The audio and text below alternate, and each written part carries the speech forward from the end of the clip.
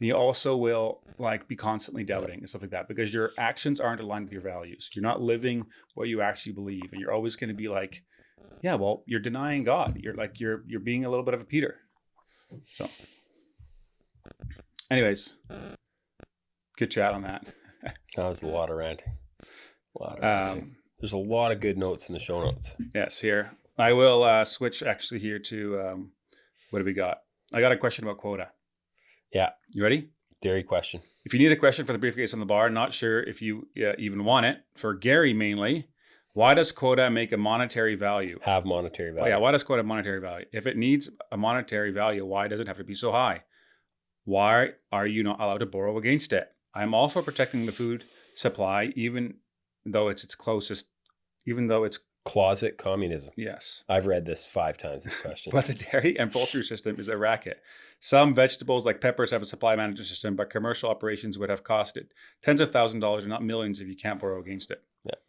It's really interesting. So we had Peter and Sharon here over the weekend, and I make great Dutch pancakes. And then I like to get the good syrup, like real syrup. Maple syrup. You can't afford to, though. No, exactly. Yeah. And Peter and Sharon are like, what? You're in Canada. What? Shouldn't this be like the cheapest thing? No, it's the cartel. Like, exactly. And I'm like, it's just total, like the milk. Oh, it's awful. It makes me quite upset. Like, we should have the cheapest syrup. It's like going to Cambodia and like getting coffee for like $50 when like there's fields everywhere of coffee. I mean, first of all, to compare Canadian maple syrup to any other sugary, telephone pole maple syrup. Well, yeah, just stuff. I mean, it's a far stretch. I mean, that stuff's made with love by Quebecers, right? Or as much love as Quebecers have in them. I don't know. You just admitted it's the cartel. Okay, so it's way too much money. But explain this Quota system to me. Why does Quota have monetary value? Well, initially it wouldn't have, or didn't. I shouldn't say wouldn't have. It didn't. Initially, it was simply the idea that, hey, you had to have a license to produce a certain amount of milk. For years and years, and there'd be people that... And the license would say you're allowed to have X amount of liters, or in our case now, it's in kilograms of butter fat, which is how we ship milk. Okay. Which is a whole formula. Yeah. But initially it would have had no value, and it would have just been this idea of what would have happened it was probably in the 60s, maybe early 70s, whenever it came in. There would have just been periods where, everybody was producing milk because they were getting paid well for it. And then all of a sudden there was no demand for the milk, and then boom, people would get rid of animals. And of course, like the life cycle of a cow and breeding cows back, similar to what we're dealing with beef right now. Like there's obviously a shortage of beef. Beef's getting extremely expensive. Like, I don't know if we've talked about it on here, but like a baby calf, like a brand new baby calf, if it's beef calf, is worth like $1,500, $1,600. Whoa. Yeah. Like brand new. Like I remember shooting those things. Yes. Yeah. Cause you're a savage, but no, because the farmer told me because they were not worth anything. Yeah. No. So that's the world we live in. But anyways, so that will sort itself out. And, I've said before, the solution to high commodity prices. So, but it takes time. And so with milk, it was an issue where like all of a sudden the market's being shorted. People didn't have milk for their cereal. And then, months later, there's milk being dumped like crazy. Now, if you go on Michael Campbell's Facebook page, he'll say, oh, milk's being dumped. And there has been milk being dumped, and there is skimming that sometimes happens. It's not like it never happens. But, in answer to the question, Quota has monetary value because any business license, like a taxi cab license in New York City, they used to be worth $1 million a piece or whatever. A fishing license on the Pacific or Atlantic Ocean would be worth money. Like dairy farmers get picked on in an unfair way. Like I'm not saying there's not flaws with it. I'm not saying that Quota should be worth $40,000 a cow or $20,000 a cow or whatever the value is. The argument that it would add some cost to the milk is probably... Why does it keep going up? Just because it doesn't keep going up. Oh, it's dropping in BC right now. But it has gone up, of course, over the years. It has, but it does fluctuate up and down. Like when it have come out, should the government have said, why should a house be worth 10 times more than it was in 2002? It's just the devaluation of the dollar. But a fishing license isn't going up and down in value, is it? They would probably just be going up, would be my guess. I haven't done the homework, but I will now that we're talking about it. Okay, because the government could say, hey, we're handing it out. This is the price. No, because the minute someone has it, obviously it has value. Yeah. And it's funny because in other parts of the country, like back east, what they've done is they put a cap on the price of Quota. And they've done that because for exactly this reason. That's what I'm wondering. In the public sphere, it looks really bad. So it's still high, but it's capped. And it's capped artificially low, like very low. So what do you think happens when they sell a farm and it sells with Quota in Ontario? The farm's just worth a ton of money. The farm's just worth a ton of money. So It just comes out a different it just way. comes out a different way. So basically, And so this is not a problem in the US? it's very fascinating. This is just my experience. And there again, most people who are listening to this have never known this.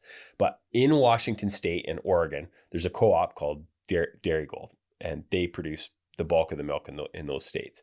And I won't want to, there again, I'm going to just speak off without knowing, but it was probably, let's say 6-7 years ago. That's what I do all the time anyways. But 6 or 7 years ago that there was quota, it was called base. Yeah. And it was the amount that they were allowed to produce on their farm. And it's essentially quota. Yeah. And there again, did it have value when they implemented it? Of course not. But did it pretty quick when people realized that, hey, they just weren't allowed to ship more milk and they wanted to grow? Yes, it did. So I remember, and I have a video of it selling on my phone because I went down to an auction where the quota sold for way more than the value of the cows, or the base sold for way more than the value of the cows at a farm dispersal in the States, right? And so right now, they need the milk in Washington State. There's farmers quitting, so that base has no value. But they just arbitrarily created it. By us, it's government regulated, so people have a desire to despise it more. And it is very tightly regulated in BC and Alberta, to be fair. Like there's nobody starting up a random farm, selling milk. And it's actually another, there again, I don't know why it's so controversial, but even raw milk, like people want to buy raw milk. The market wants raw milk. And for some reason, our government says, hey, you cannot ship raw milk. You can't have raw milk. Oh, our government is broken in so many different ways. Anyways, you could buy all kinds of drugs. You can basically do anything to your body you want, but you can't drink raw milk. It's weird. So, I mean, even the idea of borrowing against it, like who decides that you get to borrow against it? It's a bank.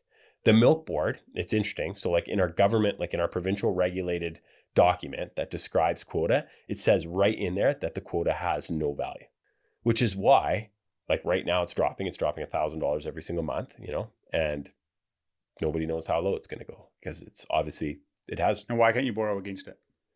Well, you can borrow against it, but it's the bank that would let you borrow against it. Oh. Like, it's not as if like somebody decides that, this stuff has, like, it's an arbitrary number. And it's obvious because if you think about it, even in the environment we're in, where there's, Trump and other people pushing to maybe gain access to the Canadian market, at any point it could be quote unquote worthless if all of a sudden they take. And what the about like away. Some people can sign up for getting on some list and they get given quota? Yes. Then you just get given $1 million basically? Yeah. But you have to milk cows. So first of all, you can't sell it like a year in. You have to milk the stuff for 10 years. I mean, most of us would joke that it's a license to poverty because you would be going backwards. And I know people that are doing it. You're essentially going backwards every month. You have to really love farming and want to farm. And the other thing that kind of bothers me about questions like this, vegetables is a pretty good example. But you try grow potatoes in BC and become a potato farmer. You're not allowed to. Like, it's not even about owning the quota. Like, you just literally can't do it. You tell me how you can start potato. Like, there's.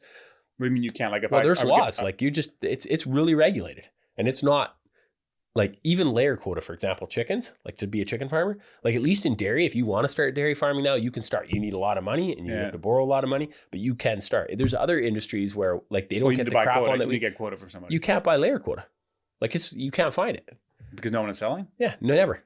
Like, it's such an inside. Like, anyways, I always find it humorous because dairy just really gets picked on the most. Why do you think dairy gets picked on so much? What is it about the dairy that makes it easy to get picked on? Is it the fact that the U.S. is always talking about it? I think so. I think it's Wisconsin dairy farmers. I think it's the idea of in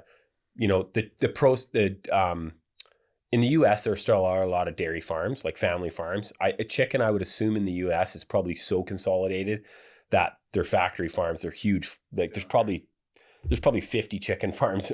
I have no clue, but there's probably some companies own such a large swath of the chicken production in the US that people here would instantly be against that. Yeah. I mean, the other thing I would say, I guess this is talking on the other side of my mouth a little bit. There's this idea of like, hey, we're the, US milk is bad or it's horrible. Like, no, like most US dairy farmers do a great job. They have proper protocols. Right. The only difference is we are much more regulated by government and they are regulated by their co-op or whoever they ship their milk to, right? Yeah. I'd rather have a co-op than a government, but you would? Yeah. Yeah. Anyways, yeah. Moving on. Well, I feel like I'm not done defending my system. Okay. I'm bored. Okay. You can't stand talk about quota. You should try own a bunch of it and then think that it might get taken away. It'd keep you a lot more engaged. Yeah. Just like those farmers that's what I always pick on, right? Because Maxime Bernier said he was going to do that. And hey guys, if you enjoy that episode and were blessed by it, would you be willing to support the show? That would help a lot in creating more content, improving the quality of the content, putting the production value, getting more guests on, and me being able to spend more time and energy towards it. So if you're interested in doing that, you can click up here and it'll take you to a support page. But you can also subscribe to the podcast by clicking over here and doing that. Thanks again for listening, and I'll catch you on the next one.